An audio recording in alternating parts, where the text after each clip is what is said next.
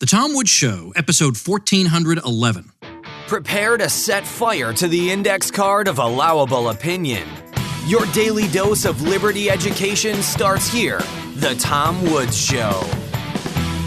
Folks, this episode is brought to you by Policy Genius. No matter how much or how little you know about life insurance, you can find the right policy in minutes at policygenius.com.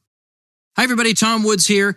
It's day 2 of Michael Malice week on The Tom Woods Show. We're discussing his brand new book, The New Right, A Journey to the Fringe of American Politics. I thought today we would talk about humor and whether there are limits to humor. Are there some areas that are off limits to humor? The use of humor by the new right and memes and all this sort of stuff. And of course, Michael, as, well, a humorist in his own right and a troll of sorts, surely has some thoughts to share with us on that, and it's an interesting topic, I think, to dig into, and it does touch on the subject matter of his book. Michael, welcome back. Thanks, Tom. It's been a while. Yeah, seems like only yesterday, and actually it was only 5 minutes ago. All right. We're talking about humor today. We're going to talk about humor with the new right as the backdrop, but also just humor as a phenomenon and whether there are limits to it or whether there are some things that are off limits, stuff like that. But I want to start off by reading one of the things I loved in this book, this quotation from Joan Rivers, because, of course, Joan Rivers was notorious, even when I was a kid in the 80s, for the kinds of jokes she would tell about celebrities. It was amazing. So CNN, apparently in 2014, interviewed her, and they talked to her about making jokes on subjects that, quote, seem off limits to a lot of people. And so Joan Rivers came back with, life is very tough, and if you can make something easier and funny, do it. Winston Churchill said, if you make someone laugh, you give them a vacation. And maybe you take the worst thing in the world, make it funny, and give them a vacation from horror. And I thought, wow, that is great. And then you write that she then walked off the set, herself offended at the interviewer. Wow. I love that. So talking about this, you're somebody who you've been a troll. You enjoy it. We enjoy watching it. A little bit later in this episode, we'll talk about your notorious Elizabeth Warren tweet that got the attention of Don Jr. So that has to come up. But let's get, again, a little bit more, from 35,000 feet kind of overview. Do you have an approach, like not a philosophy of humor, but how do you think about it? And are there things that you would say are just too serious to be subject to humor, or what? What's your approach to that? I can't think of, the metaphor I use is this. If you ask someone if flour, Flour, is food, they don't really know how to answer it, right? Because everyone has eaten flour in bread, but you don't eat flour directly. So to say that, abortion isn't grounds for humor, well, just saying the word abortion is not grounds for humor. And this is an extremely serious issue, regardless of where you stand on it. And, this is something that people take very seriously and correctly take very seriously. But the point is, the more complicated the ingredient, the more skill it takes to make it palatable. So there are certain subjects that have an emotional response that, people would personally not find it funny. But at the same time, to say that if it's off limits to me, and here's a very easy example. Let's suppose someone had been assaulted and you're making jokes about that. It's going to kind of trigger that memory and they're not comfortable with it. That's very legitimate. And if they said, hey, don't make those jokes around me, they don't owe you an explanation. That's very legitimate. But progressivism teaches that what is appropriate for one person has to be appropriate for everybody. It's this universalist idea. And this is something I reject completely. So just because something is not appropriate for someone doesn't mean it's not appropriate for everyone. And I go through examples of, very dark jokes about, subjects that are considered off limits. And off the top of my head, one I can give is, Bonnie McFarlane, who's a great comedian. She was roasting Jim Norton. And she said to him, Jimmy, your radio show is so unlistenable. I would rather hear my daughter drowning. Now, you may not like the joke, whatever. Are you going to tell her as a mom and as a professional comic that she's not in a position to tell it? That does not ring true with me. I love this paragraph about one of your friends. You say, laughter can obviously be a bonding experience. In 2017, I attended an Alcoholics Anonymous meeting where my friend was commemorating her 10-year anniversary of being sober. One by one, the addicts who were also celebrating that day got up and told stories of the travails they had suffered. 8 years ago, I was in a mental institution, one man recalled. I was homeless, I was in the hospital, I was in jail, I was in the shelter. I did the whole tour. The room burst into laughter. It'd be safe to say none of those four experiences is a laughing matter, yet in this case, each one quite literally was, especially given the man's grateful caveat that the one stop on the tour he managed to avoid was death. Yeah, Tom, I was very proud of you for getting up in front of the room and saying all those things. You really touched a lot of people. And I'm glad you properly gendered me in that reference there to she. You know, I've been trying to the man speaking. Oh, that man, right? Not your original friend. See, I'm not in AA, so the anonymous doesn't have to apply.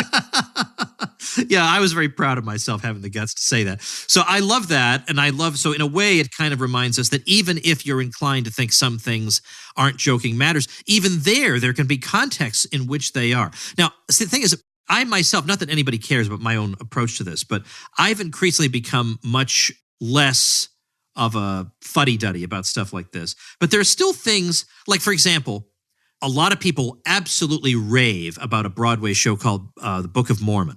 Okay. But yet I know for a fact they are laughing at and making fun of Mormons in that show.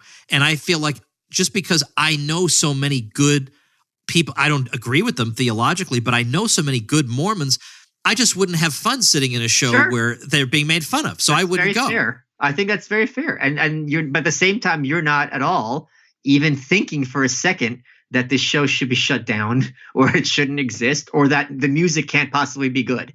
You know, no one's making this. You're not making this claim remotely. So, and I do think a lot of times humor is used completely, what you're saying, as a mechanism to be, dominate and to dismiss and to take away the reverence for things that should be revered. So I do talk about how the left does use humor as a weapon in their own way. And it's been going on. Jon Stewart is the best example of this, where instead of, the old adage about a comedian is it's funny because it's true. With these types, it's true because it's funny. So they make you laugh and then they sneak in their kind of progressive ideology. But this has been going on, as I demonstrate in the book, since at least the 1920s with the Algonquin Round Table, which met New York. So conservatives, I criticize them a lot. And one of the things that this book fills a hole in is conservatives have this idea that things are bad now, but at some golden age in the past, they were good.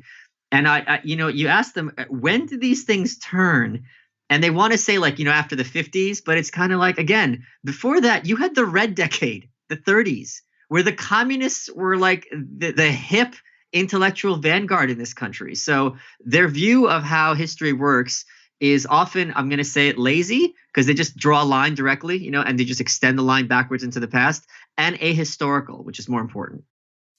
Let's talk about how the new right has used humor and memes, things of this sort, in ways that have, gotten them attention, but also, really riled up a lot of people.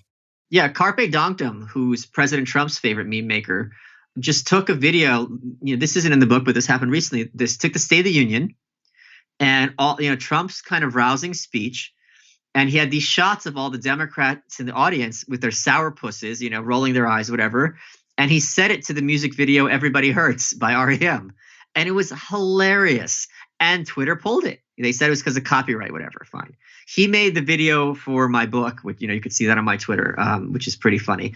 But humor, Rothbard, I give Rothbard credit for this. This is Rothbard's influence, or at least, the Rothbardianism on the new right. This idea of the people who are in charge are not only bad, they're also buffoons.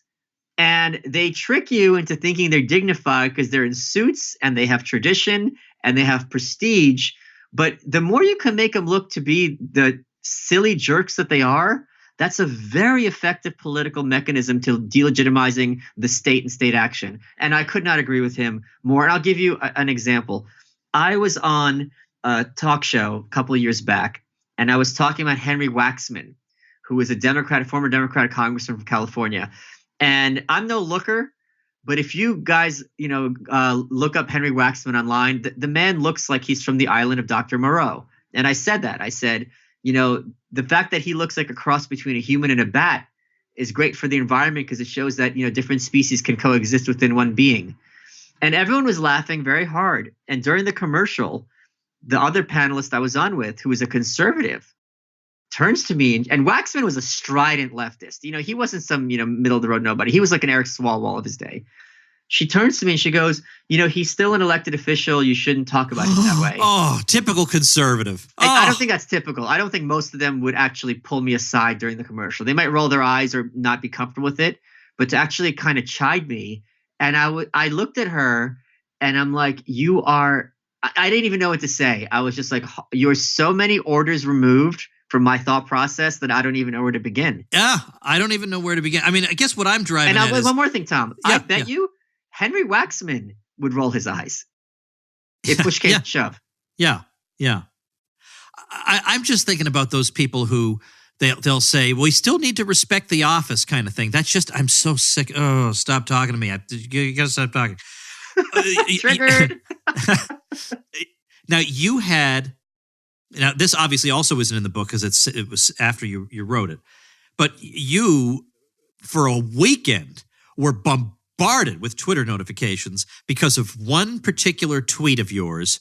And it's the type of tweet that some people would say is just not acceptable. And others got a real kick out of it. Can you share it? Sure. This happened not that long, a while back. But basically, President Trump, made a dig at Elizabeth Warren, and in all caps wrote the word trail, which was taken, I think, correctly as a reference to the Trail of Tears.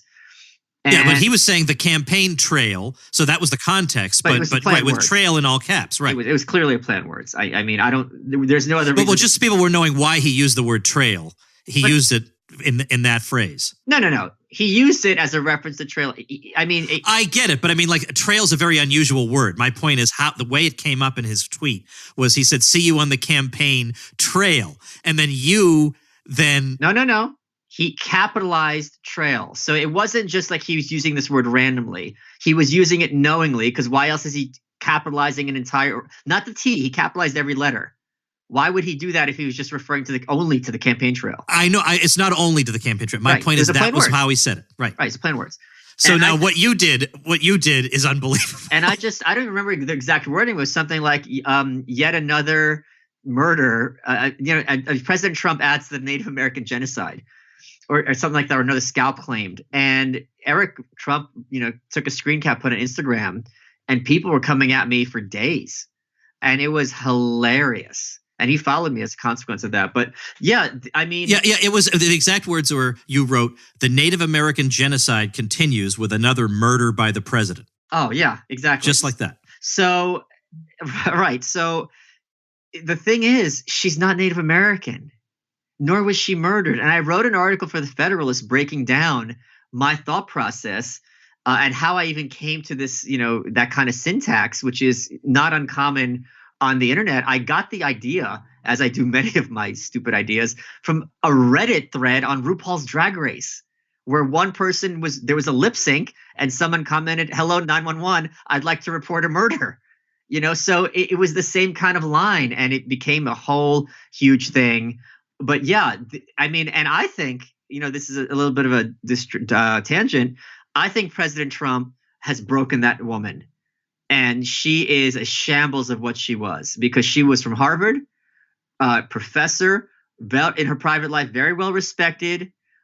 She's, wasn't particularly, but I would consider her a wonk who was nerdy and informed about technical things. And now she became, the best part of that, he spends a year, take a DNA test, take a DNA test, take a DNA test. She takes it, and then he goes, who cares?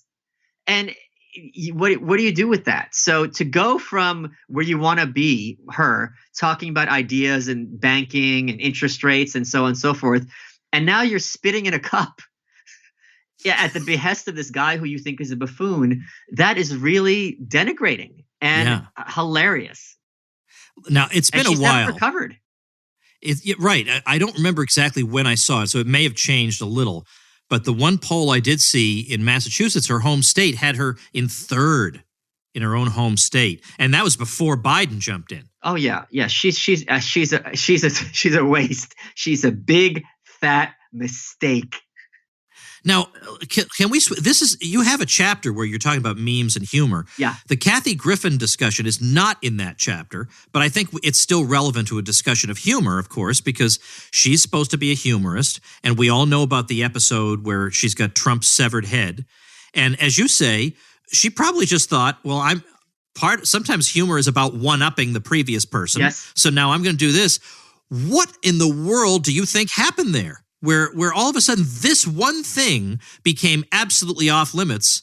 It's hard to understand in a way. Yeah, the point I made at the time is if she had done that same photo and while wearing a hijab, I think she would have gotten away with it, right? Because then they would have been free speech, and she's making fun of Islam, blah blah blah. There was an organized movement from the new right to take her down.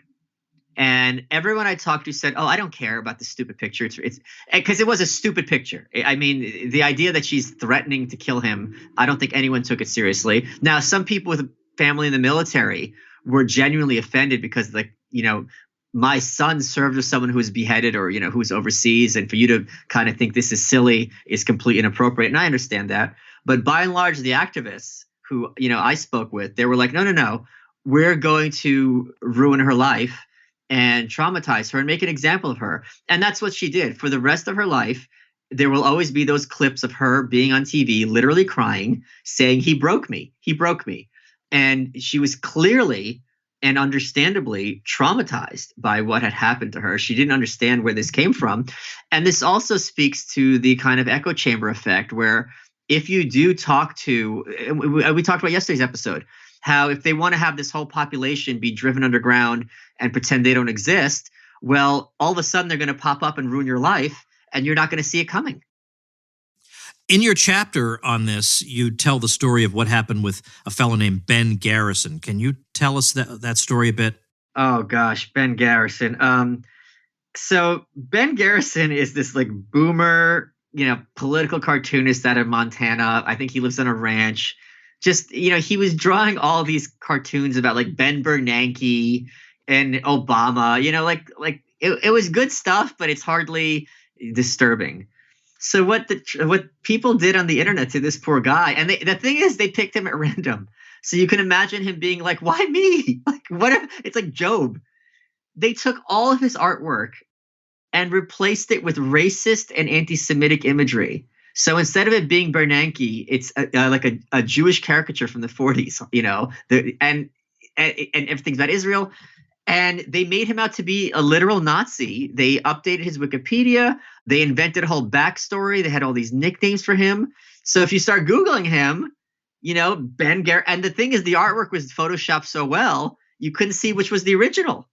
And, eventually they kind of backed away. And, now he's known as this kind of pro-Trump political cartoonist. But for a while there, the guy must have felt like Kafka. Yeah, that is such a bizarre thing to have happen.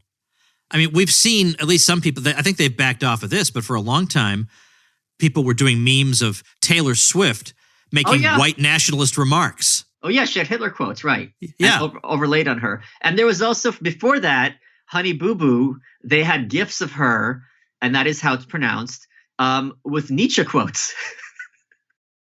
Yeah. Now that's and the thing is, as you know, there are many people who will look at that and think it's authentic when it's obviously not meant to.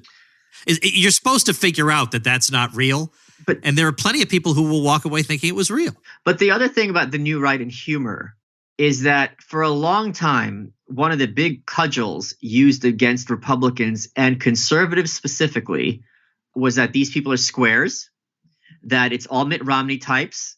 There are, instead of getting drunk and having fun at college, they're, playing Parcheesi, and they're all repressed and boring and uptight, right?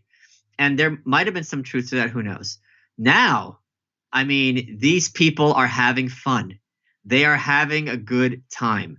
And that is very attractive to young people. And that is a big distinction between the new right and traditional conservatism. Yeah. And in fact, at the very end of your book, you come back to that point and say that this new right gives young people an opportunity to be edgy and not just say, well, I've got here a copy of the new study of agriculture policy, and here's what.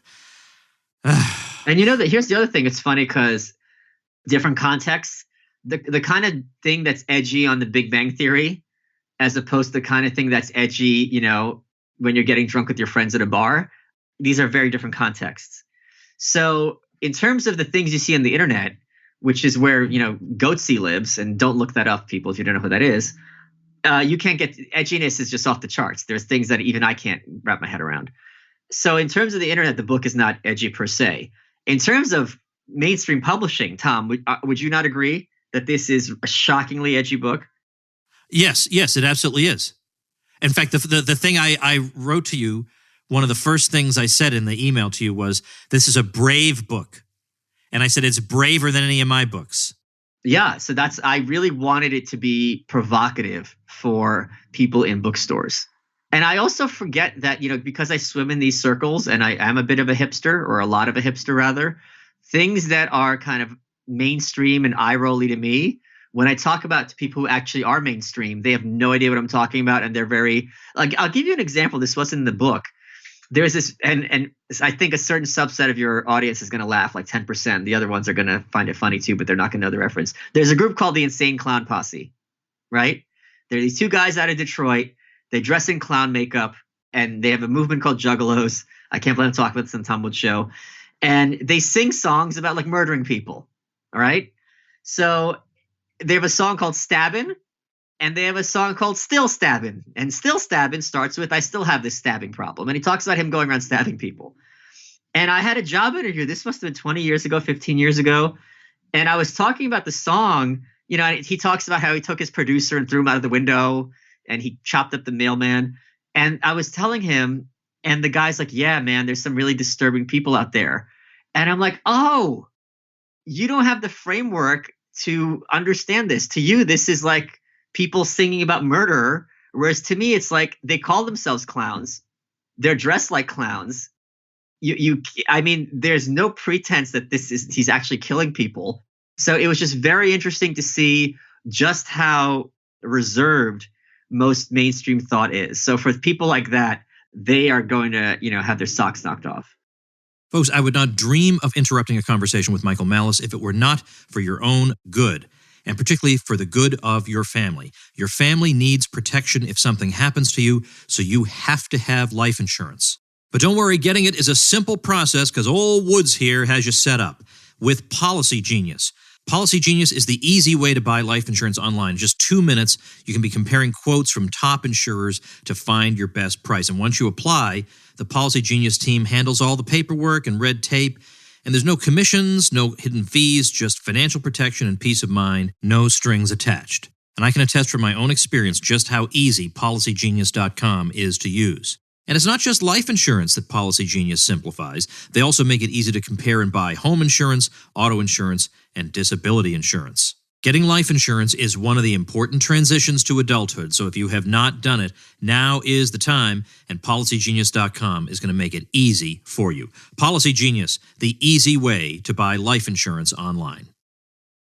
You mentioned Rothbard earlier on, but there's a quotation from Hans Hoppe, which I cannot find right now, in which he says that, one of the steps, he lays out a series of steps that need to be taken for us to move to a better society, a stateless society. And he says one of them is that politicians, instead of being revered, need to be ridiculed and laughed at. Yeah. And so that's also a big part of this. So what's the significance of this? So why would we do an episode on this? What should people conclude from what we're talking about here? Why does it matter? Why is it important to your story? Well, I mean, I don't know why we're doing an episode on it. It's your show. Why I think it's important is it's like trying to lose weight. If it's going to be a function of willpower every day, and there's no diet that you can stick to long term. If it's something that doesn't take willpower, you'll be able to sustain it for years. And that is an effective mechanism to lose weight, right?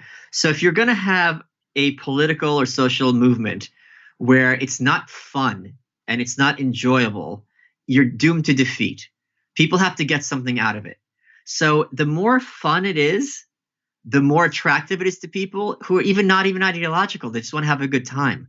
And this is very much the lure that the left uses for young people. We've got all the fun people. Come join us. And then it becomes, then you're done. So I think the fact that, we're seeing it right now with the reaction hardcore from Twitter and Facebook on trying to censor memes and satirical sites, because it is such an effective mechanism at showing who the real fuddy-duddies are.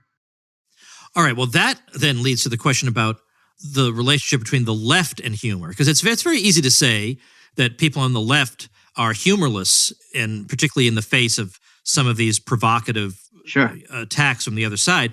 But on the other hand, I am quite sure, at least with traditional conservatives, if not with the new right, there are some areas where if humor were inserted, they would be up in arms and humorless. So is it just, well, they do it and we do it, or is there a qualitative difference here? Is the left fundamentally on major things pertaining to what you call the cathedral, things that are close to the heart of their ideology? Is there a real difference in how they think about humor? Well, first of all, that's a couple questions. First of all, I wouldn't say necessarily that conservatives are humorless, more that humorless people tend to become conservatives. That's how I think the process works. With regards to the left, they're, in my view, a direct line from the certain type of leftist of today through Carrie Nation with her axe, chopping up the saloon and trying to end sales of alcohol. And H.L. Mencken has that great quote that Puritanism is the sneaking fear that someone somewhere might be happy. So that element of waspy Puritanism, this has been a straight line. If you look at Woodrow Wilson and Teddy Roosevelt is a leftist and a progressive. He's telling jokes. Wilson is not. So the left will have both aspects. There will be the Jon Stewarts, and so on and so forth. But many of them really do have this, I will use this word very intentionally, Stalinist approach to society. And because it is a fundamentalist faith, there could be no room for anything unserious anywhere, because this is something that they take very, very serious indeed. And their faith and their worldview has to insert itself and insinuate itself into every single aspect of human existence. Well, let me add, with regard to the subject of humor, that there's plenty of humor in the book, first of all, in the way you tell the story. And occasionally you'll have some asides, or you'll say, like, I don't want to give it away, but you have a remark about Vince Foster that is just like an afterthought, but is so beautiful. It's so perfect. But that's sprinkled throughout the book. So it's like I'm being guided by the real Michael Malice, not by some persona that he adopts as he's writing his book. It's like the real Michael Malice would be telling me the story in this way with his funny asides. And so they're all throughout it. And this is interesting to me because I have a friend, I can't say his name, who is just delightfully funny, and you just love being around him. So it's not Bob. Yeah, that was obvious enough, right? No, it's not Bob. No, you're right. It was obvious. How could I be talking about Bob? Yeah, right. But when you put him in front of a camera, he freezes and is totally stilted. Well, in a way, that is like Bob, isn't it? Well, anyway, it doesn't matter. But he becomes stilted, humorless, unspontaneous. It's just, my gosh, is this the same person? So, it's not a given that somebody with your vibrant personality that would come through in a book. It's not necessary, but it does. So I'm happy to tell people it absolutely does come through. Yeah. So I was very pleased to see that. But also you let in the choice of quotations, the choice of anecdotes that you put in, you also let your subjects that you're covering, you let their personalities come through, so that I could definitely perceive Gavin McInnes's personality, who's in more than one chapter. His personality just flies off the page because of what you've chosen to quote and stuff. Gavin is one of the few people that I will freely admit is significantly funnier than me.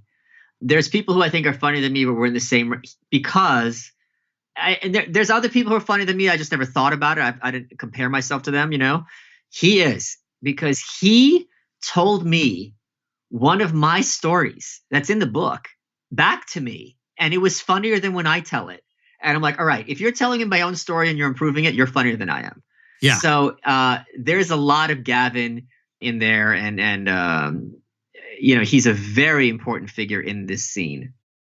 Let me say something about Twitter and humor, because sometimes, not as much lately because I've been a little busy, but sometimes just before bed, I will actually go, I won't just wait to look at my Twitter feed and see what pops up, but I'll go right to twitter.com/Michael Malice just for the heck of it, just see what you've been up to. And I just love reading it. But with Twitter, I think you're crazy to think you're going to educate somebody through Twitter. Are you crazy? I mean, you can give people a link. You can educate a third party. You can educate a third party, and sometimes people will say, "Hey, Woods, what can I read about blah blah blah?" No, that's not what I mean. Like if I'm clowning someone, the person observing that interaction might learn something. Yeah, no doubt about it. So, are you doing Twitter primarily to? How would you rank the following reasons you're using Twitter? To entertain yourself, to educate the public, or to entertain the public? I'm not interested in educating the public at all. That's not even a number 3. So it is first of all, to entertain myself, 100%. To build an audience. People support me on Patreon because of my Twitter. They tell me, hey, you make me laugh throughout the day. Here's $5. Thank you. I just want myself a Monster. That's appreciated. You could have bought that drink for your friend. That's an act of benevolence and kindness, and it's appreciated. And the other thing is, there's this kind of trope about, this old school husband and wife, and the wife's having an affair and the husband looks the other way, and you sit him down and you tell him, and now he's upset because they had an agreement, right? Like he'd pretend nothing's happening. So with me on Twitter, it's also now you can't pretend you don't know. So when I call people out on crap, I don't mean people I'm interacting with, but people in positions of power. Those who are watching it can't pretend they don't know, and that's a big one. Yeah, definitely. All right, we're going to wrap up here. We got tomorrow. I want to talk about democracy. You have a great chapter on democracy in there, and that might lead also further into a discussion of the media, because you also deal with how some of these folks handle the media. But of course, everybody should be, in the meantime, grabbing their copy. You can easily do this over at Amazon, The New Right, A Journey to the Fringe of American Politics. Remember, Michael is the narrator of the audiobook version. You get to hear it in Michael's voice, because sometimes the narrators of these audiobooks, they think they're reading the instructions for operating a microwave oven. They're terrible. And I do all the voices of the characters, too. Are you kidding me? I am not. Oh, all right, people. I submit that it is absolutely unconscionable. I do my rant pretty well. All right. Well, listen, here's what I want you to do. If you go to tomwoodsaudio.com, you can get the audiobook version for free through the Audible offer there, and Michael still gets his royalty. So everybody's happy.